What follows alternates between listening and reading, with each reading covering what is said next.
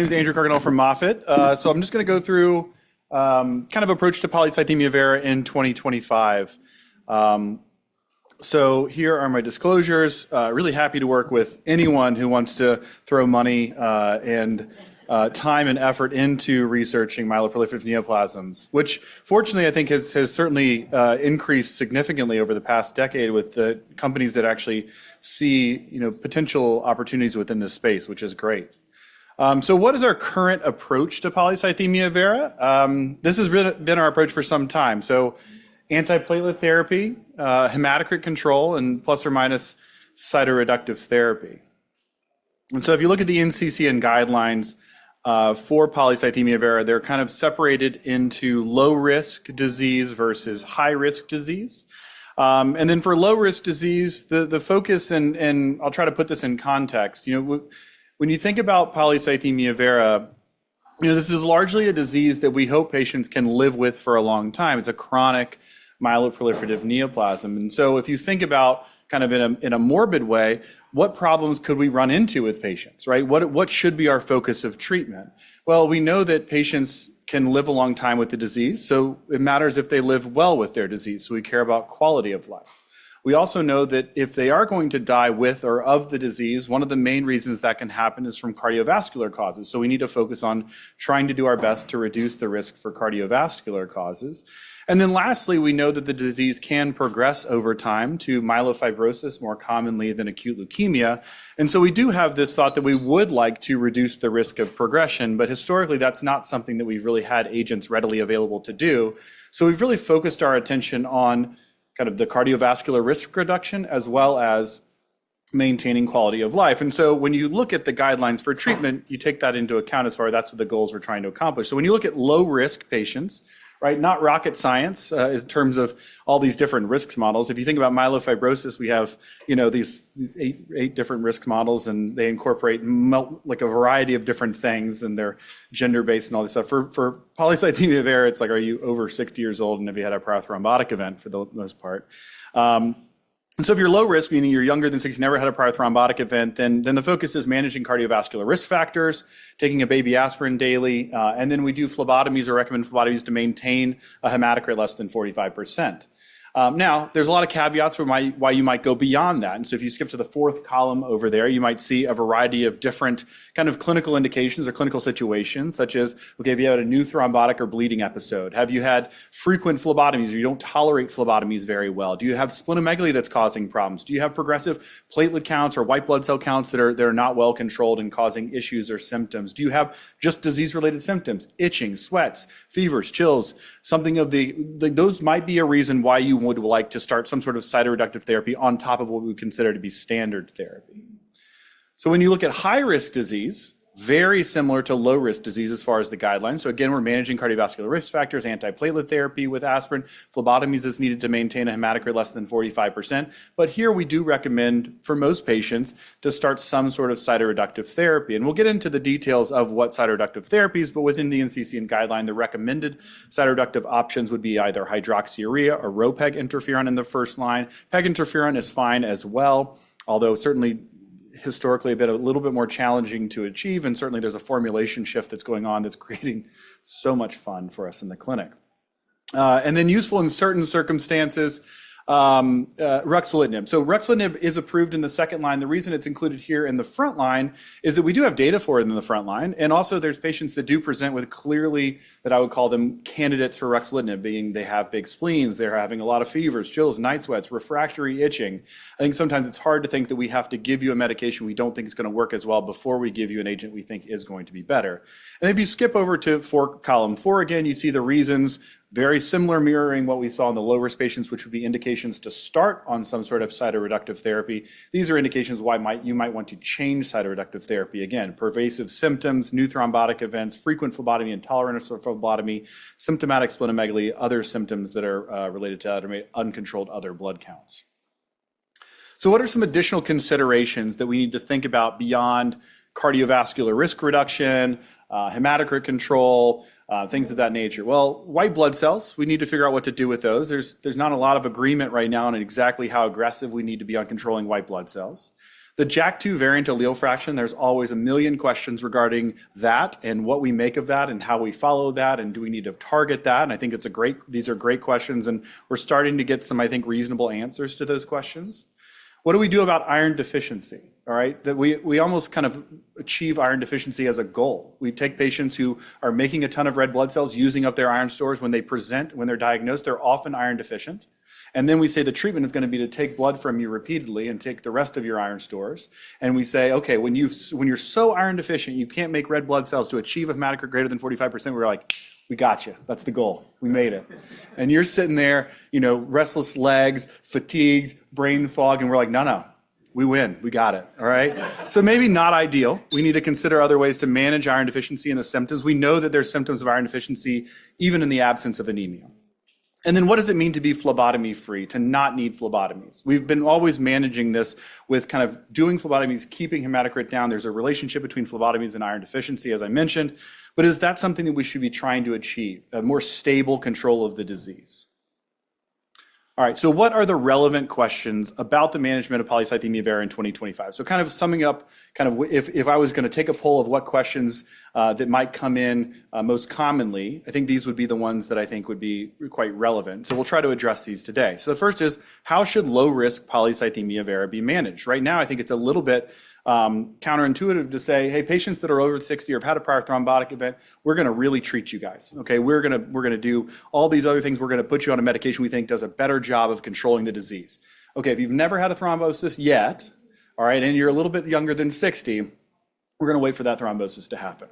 All right, so I think there's maybe some nuance there, and maybe we should think about how do we optimally, treat low-risk PV. Maybe these patients don't need to be on cytoreductive therapy, but we also know that low-risk PV does not mean low risk. It means lower risk, right? It's still higher risk than the age-matched population. So what is the best way? Where can we get that to where this is similar to the age-matched population? Because by definition, if we're not giving young patients cytoreductive therapy, we'll never be able to prevent their first thrombotic event. I think there's something wrong about that. All right, so what is the optimal frontline cytoreductive strategy? Right, are we still in the era of hydroxyurea? I think if you talk to academic physicians who treat this disease, we'd say, no, we've moved past hydroxyurea. But if you go pull up actually what prescriptions are being written, it's 85% hydroxyurea. Okay, so we can say that we're past that, but we're not really past that. Okay, so I think we need to figure out, okay, we need better data that's going to actually move the needle and make people switch what they're doing, or we need to address when we can kind of give which drug in which situation.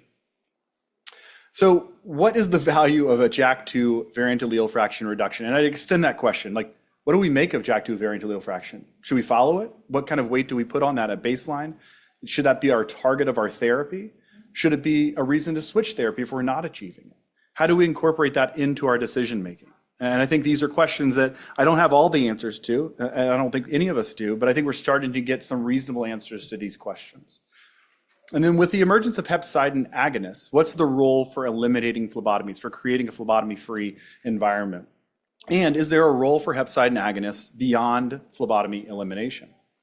All right, so first let's talk a little bit about the treatment of low-risk polycythemia vera. As we said, the kind of basis here is aspirin plus therapeutic phlebotomy. Okay, so why should we do more? Well, if we think about the goals of therapy, what are we trying to do? We're trying to reduce the risk of thrombosis, delay disease progression if we can, improve overall survival, improve quality of life. Those would be our goals of treating this disease. Now, the first three have to do with something called event-free survival. These are clinically relevant events that occur during the course of polycythemia vera, thrombotic events, progression of the disease, obviously death. All right, and the last one is obviously very much a focus with quality of life because we're just talking about, living well with the disease. So here it's important to reference the low PV study. So this is one study, and really the only study that's been focused on patients with low-risk polycythemia vera. And while I think this is an important study and an interesting study, I think it misses the point of achieving something that would make us change how we act. All right, so this was a study that enrolled patients with low-risk polycythemia vera, and it was a randomized phase 2 study. These are patients that weren't receiving cytoreductive therapy. By the book, they may not need to receive cytoreductive therapy. So they're getting aspirin, phlebotomy, and they're randomized to continue that standard therapy versus standard therapy plus add a low dose of ropeg interferon, 100 micrograms every 2 weeks. And what they looked at was the ability to control blood counts with this compared to just continuing standard therapy. And that means not getting phlebotomies, having blood counts controlled otherwise. And lo and behold, some people who were receiving active therapy with a medication that controls blood counts did a better job of controlling blood counts than those that were not receiving any therapy. Great, okay? They received fewer phlebotomies. Great, you'd expect that to happen. All right, their iron levels slowly increased over time. Great, okay. But is that a reason that would make me say, hey, everyone with low-risk disease now needs to be on ropeg interferon? No, because I think the critical endpoints for low-risk PV is, does this prevent people from progressing? Does this prevent patients from having their disease go to myelofibrosis? Does this improve their quality of life, how they live with the disease?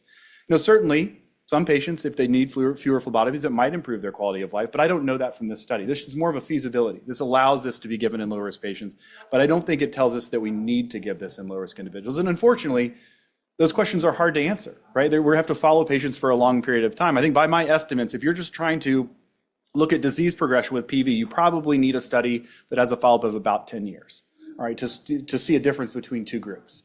If you're going to include thrombosis and you're looking at things like event-free survival would be measuring any clinically relevant events that happen in one group as opposed to another. So if you're talking about thrombosis that happens, a bleeding event, progression, death, right, you probably need at least 6 years of a study. And truthfully, that's a very difficult thing to do, is to keep two different groups randomized for 6 years or 10 years and monitor them over that period of time to be able to show a difference. And so that's why we get very interested in surrogate outcomes that might be able to tell us something earlier on.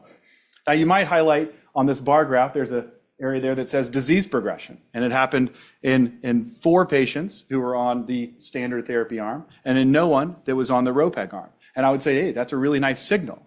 However, the way disease progression was defined in the study was not what I would consider to be clinically relevant. So 3 of these patients just had their platelets that went over 1 million, which you would expect that to happen if you're not receiving active therapy compared to someone who is. And 1 patient developed a thrombosis.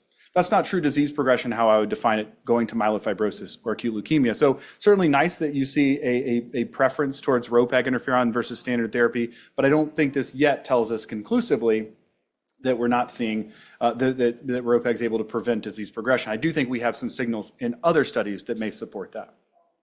So again, the conclusions of the low PV study is that it led to fewer phlebotomies, ropeg, and more consistent hematocrit control, but disease progression imbalance was largely driven by these platelet count increases, which is not a standard component of disease progression. Unfortunately, we weren't able in this kind of time-limited study to see EFS, PFS would be progression-free survival, overall survival, or quality of life impact demonstrated.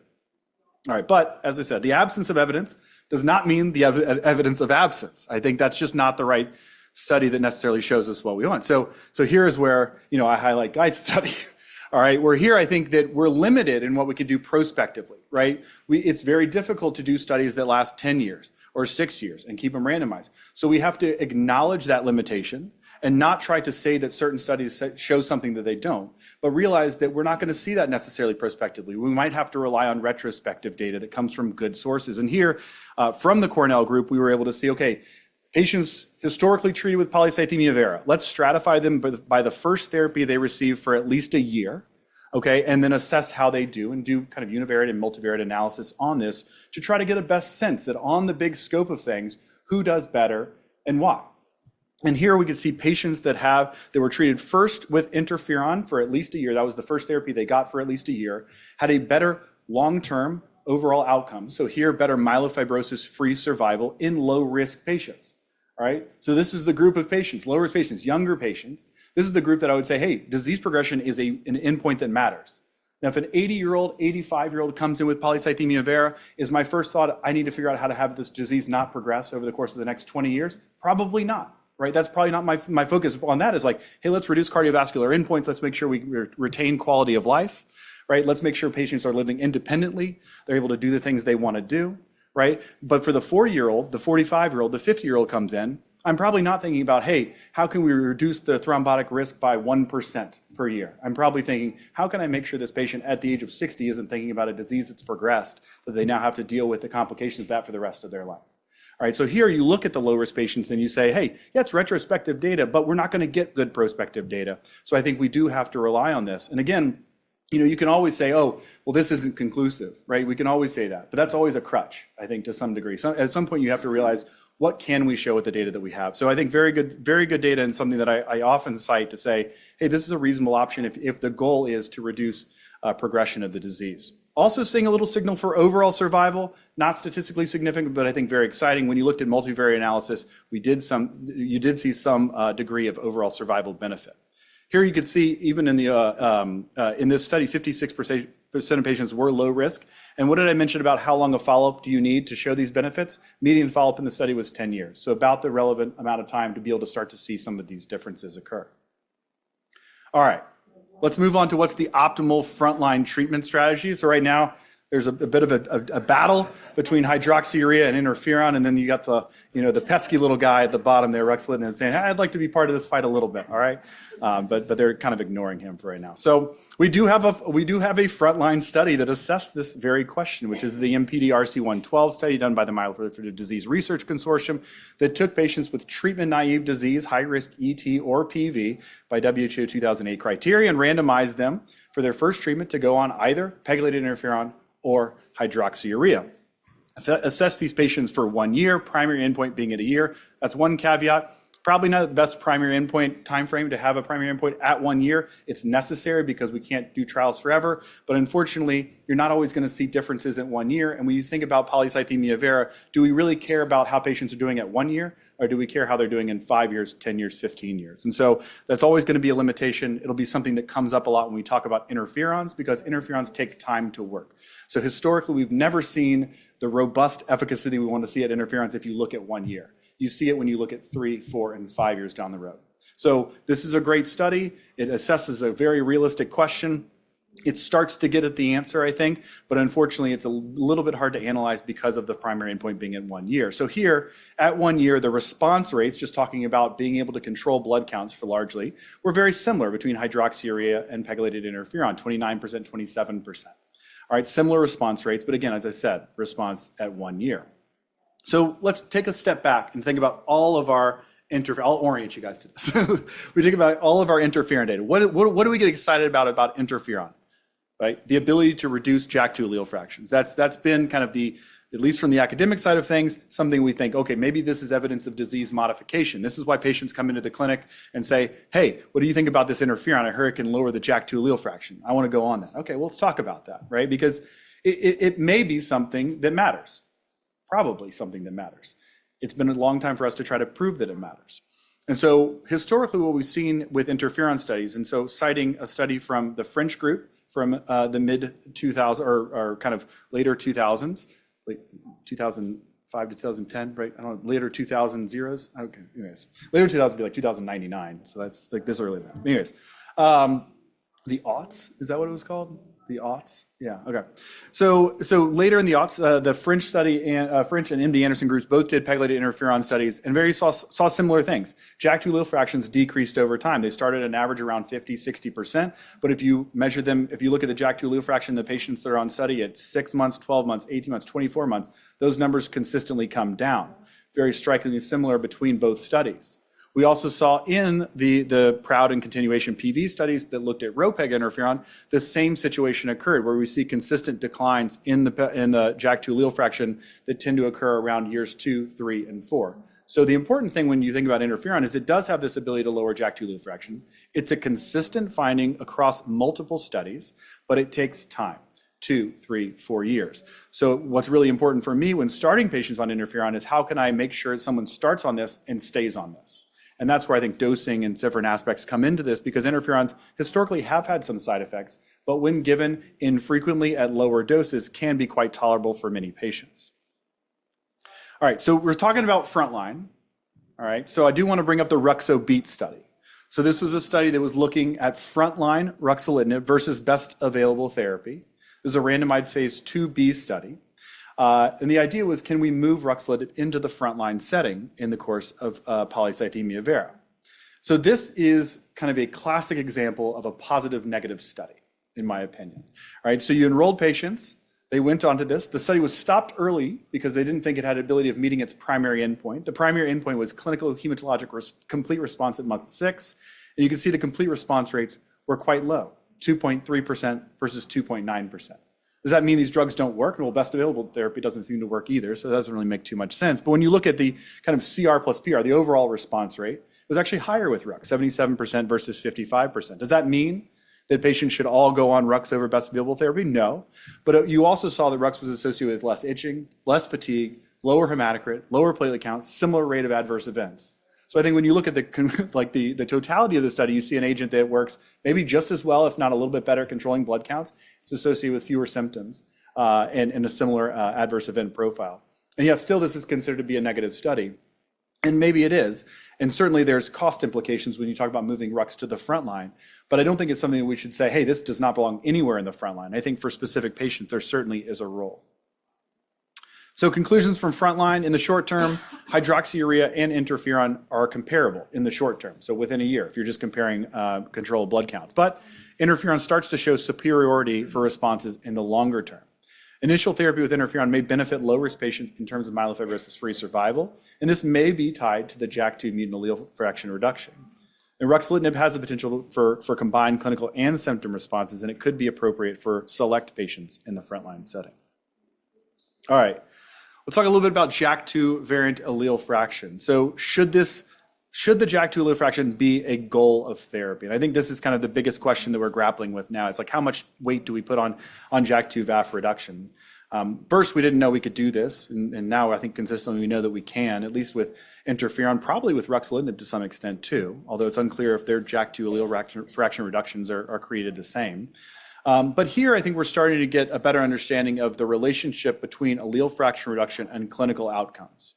So first, on the left, we're looking at long-term follow-up of the PROUD and continuation PV study, where we're seeing that event-free survival is improved in patients who achieved a molecular response at their last recorded time point. So now we're seeing the patients that had that decrease in the JAK2 allele fraction had a better event-free survival. So a composite endpoint, as I mentioned before, this is going to lump in for having a thrombosis, disease progression, and death. And in the early time points, it's probably factoring mostly thrombosis at this point. But we're seeing that actually there's something that matters about getting a molecular response in terms of clinically relevant outcomes. Here, median treatment duration was 6.3 years, so starting to get enough follow-up. When you look at on the right, you're also starting to look at a little bit of the relationship between events and JAK2 allele fraction kind of as a baseline. And so you can see that events are more likely to occur when patients have higher JAK2 allele fractions. If you go back and look at the relationship of just baseline JAK2 allele fractions, the higher the allele fraction, the higher the risk of venous thrombosis, higher the rate of disease progression, higher white blood cell counts, more phlebotomy requirements, bigger spleens. So there's something about the JAK2 allele burden that is a good measure of kind of the burden of disease. Is it a perfect measure of that? Absolutely not. But I think the general trends do play. And if you reduce that over time, we're starting to see that that does impact clinical outcomes. So then looking at data from ruxolitinib. So that was data for looking at interferon, but we also know that ruxolitinib from the MAGIC PV study has the ability to reduce JAK2 allele fractions as well. When you looked at the MAGIC PV study, so the MAGIC PV study randomized patients who'd previously been on hydroxyurea to either ruxolitinib or best available therapy. And it kept people on those arms for at least an average follow-up of 4.8 years, so around 5 years. And then it compared some different things as far as response rates and different kind of clinically relevant outcomes. And what they found is 56% of the patients who were treated with ruxolitinib had at least a 50% reduction in their variant allele fraction, their VAF. They called that a molecular response. And the patients that achieved a molecular response, again, had a better event-free survival. So again, kind of tying in the fact that there's something relevant, not just about the baseline JAK2 allele fraction, which is associated with all these higher risk features if it's high, but also there's something meaningful about reducing that JAK2 allele fraction, whether it's with ruxolitinib or with interferon. So increasingly, I think from when looking at conclusions of the JAK2 allele fraction discussion, I think the JAK2 allele fractions have been consistently tied to better outcomes across different treatment strategies. They're likely to be achieved with interferon. They're more likely to be achieved with interferon and ruxolitinib than with hydroxyurea. And post-hoc analysis, well, there are different definitions of molecular response, which we probably need to make sure we standardize. But we do see low event rates, which I think make it challenging to kind of interpret some of these things, because we are dealing with kind of handfuls of events that are occurring over these time periods. And so this is an emerging variable that I do tend to monitor in my patients if they're on, specifically if they're on interferon, because I think that's often a goal of therapy that we're trying to release. I don't typically monitor it in my patients that are on hydroxyurea. And in patients that are on ruxolitinib, typically most of the patients I have on ruxolitinib, we started for symptomatic benefit. So I'm not necessarily following allele fraction as like a marker of why we should stay on therapy. If they're feeling well and blood counts are controlled and their quality of life is improved, I'm going to continue regardless. So I don't necessarily routinely follow allele fraction in those patients. With the last few slides, I'll talk about kind of the emergence of hepcidin mimetics. And so what's the value of phlebotomy freedom? And so this obviously is a story that's emerged over the last few years. But the idea that we continue to phlebotomize patients, that's a standard of therapy that induces iron deficiency, like I talked about earlier, it's a little bit outdated. And so the thought was, well, can we leverage our understanding of iron mechanics and iron homeostasis to reduce the need for phlebotomies and control hematocrit in a more stable fashion by mimicking this master regulator of iron control and regulation, which is hepcidin? And so this led to the development of a hepcidin mimetic, so something that just resembles hepcidin to the body, called rusfertide. And rusfertide is a subcutaneous injection that's given once weekly. And the effort would be to kind of provide this. It mimics hepcidin, which regulates iron. And the idea of that is it withholds iron from being delivered to the bone marrow, so the body can't make enough red blood cells. But at the same time, it allows for systemic iron deficiency to improve gradually over time, because you're kind of resetting the scales on which organs are using that iron. And so the study that was designed and presented at ASCO this year really took patients who had polycythemia vera. They could be on cytoreductive therapy or not. They were requiring regular phlebotomies. There we go. We're done.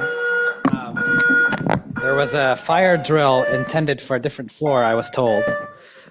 So I don't think we have to clear the room. But this is, this is fun, isn't it? May I have your attention? May I have your attention? You got it.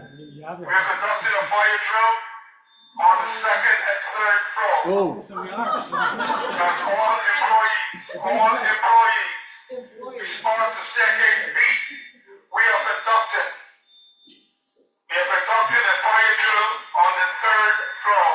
Third floor. We have conducted a fire drill on the third floor. I don't work here. All employees, respond. Staircase B. Sounds like we're safe. This is good. This would be considered an event in the event group. Yeah, this gets factored in. Yeah. If we survive this, yeah. So.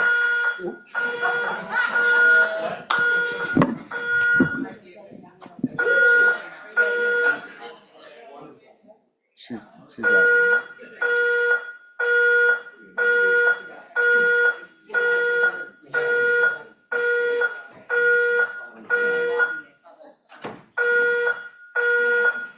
They should like have smoke and stuff to make it more realistic. Yeah.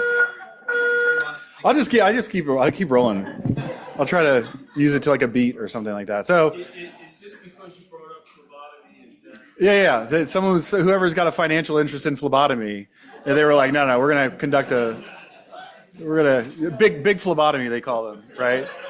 They're like, no, we're going to do a fire drill. All right, so beeping stopped for a little bit. So anyways, we ran this phase 3 clinical trial, and essentially what it did is it compared, okay, are we able to reduce the phlebotomy requirements of patients who were consistently needing phlebotomies prior to going on rusfertide?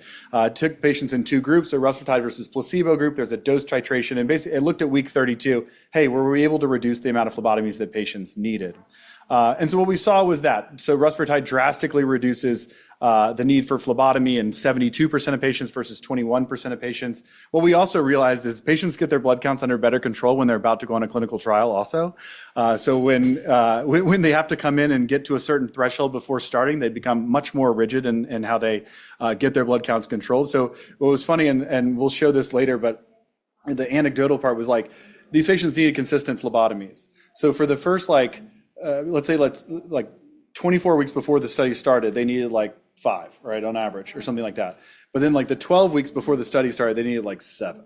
And so it was like, okay, well, I was getting phlebotomies, but I wasn't keeping things at goal. Now I'm about to go on the study and I need to get things at goal. So they really ramped up the amount of phlebotomies right before the study started, to the point that some of them didn't need a phlebotomy. That's 21% didn't need a phlebotomy during the course of the study because they just got so aggressive with the pre-study phlebotomies that occurred. But some of that was factored into the expectation, and still the delta is quite high between rusfertide and placebo. You can see here just from the line graph how the hematocrit control occurred over time. So rusfertide patients had this nice steady control of hematocrit.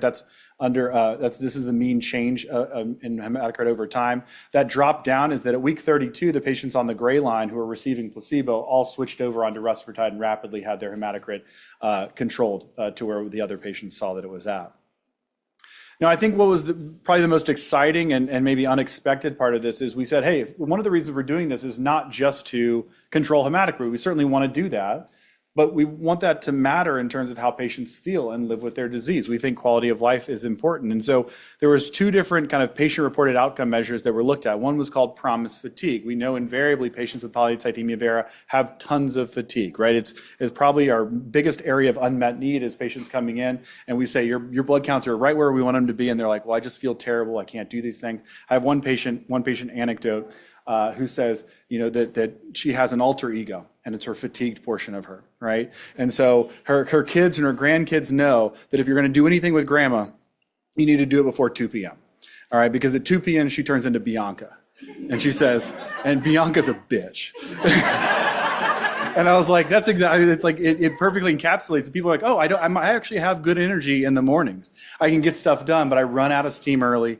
And this fatigue is really something that matters to patients. And so we did something called the PROMIS fatigue and assessed patients' fatigue levels from baseline to week 32 in both the placebo and rusfertide arm. And the patients treated with rusfertide have been a much more drastic improvement in their fatigue compared to placebo. We also looked at the myelofibrosis symptom assessment form. So a validated form we use often in patients with myelofibrosis and other myeloproliferative neoplasms. And there too, we saw the patients treated with rusfertide had improvement in their MPN or myeloproliferative related symptoms. So I think the fact that we saw consistent, in a blinded study, consistent improvement in symptoms in addition to control of hematocrit is something that I think is going to matter for patients in the clinic. Because as I said, if we relate hematocrit control to reduction of thrombosis and we care about quality of life, then I think this is an agent that hits both of those factors. So where does rusfertide fit in? Again, this is going to kind of come back to what I just said, which is why do we treat PV? Reduce the risk of thrombosis, delay disease progression, improve overall survival, improve quality of life. These have to do with event-free survival. Quality of life has to do with quality of life. So what does rusfertide do? Consistently controls hematocrit, which we think helps to reduce thrombosis, improves fatigue, improves MPN-related symptoms. So it hits a couple of those things, which what I would say is a reason to treat polycythemia vera. So there we say reduce risk of thrombosis and then quality of life, things that matter clinically to patients. So what are the take-home points? Rusfertide has shown the ability to consistently control hematocrit and improve symptoms in phlebotomy-dependent patients with or without cytoreductive therapy. Has the potential to replace phlebotomy as a required component of therapy. It does better control as far as sustaining hematocrit less than 45% without these kind of being tied to the healthcare system and dealing with these fluid shifts. It's an alternative to cytoreductive therapy, maybe potentially in low-risk patients who are phlebotomy dependent, and the only reason they start on cytoreductive therapy is to reduce their need for phlebotomy. Their rusfertide could be an alternative cytoreductive therapy, but it probably is an adjunct to cytoreductive therapy in the vast majority of patients and allows for optimized doses. So we're not having to push patients to really high doses of hydroxyurea or maybe less tolerable doses of interferon just to control their blood counts when we have another agent that can help out with that. So I think it does have a potential to improve disease-related symptoms via an alternative mechanism, focusing on iron and iron regulation as opposed to the JAK-STAT pathway, which we can reasonably control with ruxolitinib. So what we'll be talking about next year. So 2026, we'll be talking about adoption of rusfertide in clinical practice, hopefully. We'll be talking about the development of new hepcidin mimetics that are thinking to build upon the successes of rusfertide.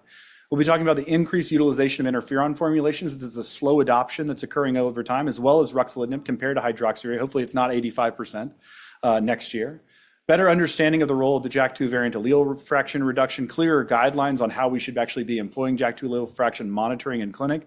And then I think we will start to be talking about the role of these mutant-specific JAK2 inhibitors in the treatment of polycythemia vera. A lot of the work in these areas have been done in myelofibrosis, but I think they will play a role in PV as well. All right, with that, we're done with talks and we can move to Q&A.